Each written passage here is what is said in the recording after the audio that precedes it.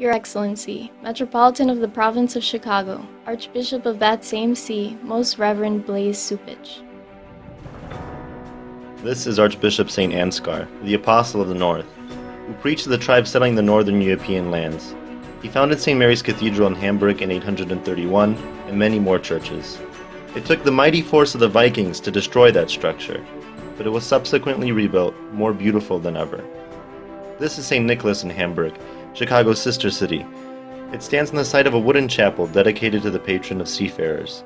This church, like many churches in the north, was reformed.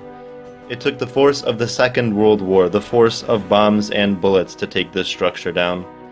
It was preserved as a reminder of that dark age. When it comes to St. Adalbert's, it is a church dedicated to yet another bishop, a dedicated missionary who was also devoted to the building of fitting and noble churches enthroning Christ, from a land very close to the hearts of Catholics in Chicago.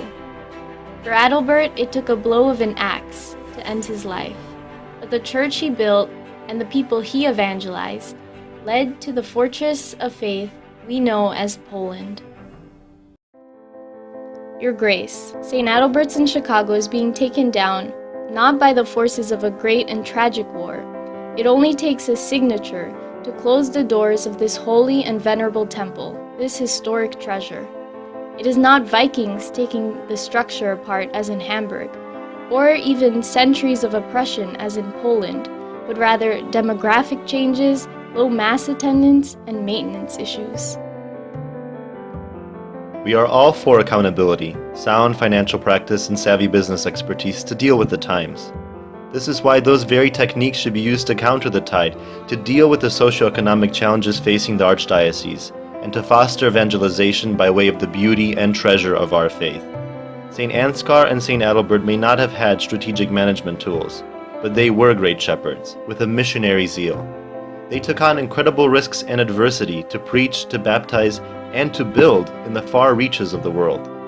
Pope Francis tells us that all that is good, all that is true, all that is beautiful brings us to God. Let us be faithful stewards to the treasure passed on to us, St. Adalbert's, which so embodies this passage. Archbishop St. Ansgar's influence reaches not only to the ends of Northern Europe and Scandinavia. Ansagarius, a crater on the moon, looks over us daily. However, we hope St. Adalbert's will not become a crater in the skyline of Chicago, but rather have the crosses atop the towers stand firm.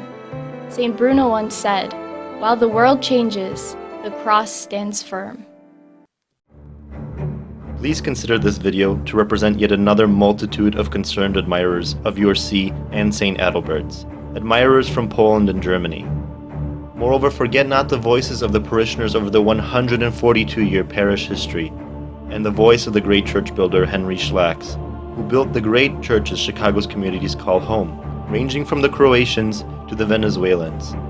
He was one of the leading architects of Holy Name, which shelters your cathedra. It would be a great disservice to us youth, and to future generations to destroy such beauty. It would be a great disservice to the kind people of the city of Chicago to suppress this heritage. Hear the plea of your flock. Through the intercession of St. Adalbert, St. Ansgar, Our Lady of Częstochowa and Guadalupe, We petition and pray for you, dear Archbishop.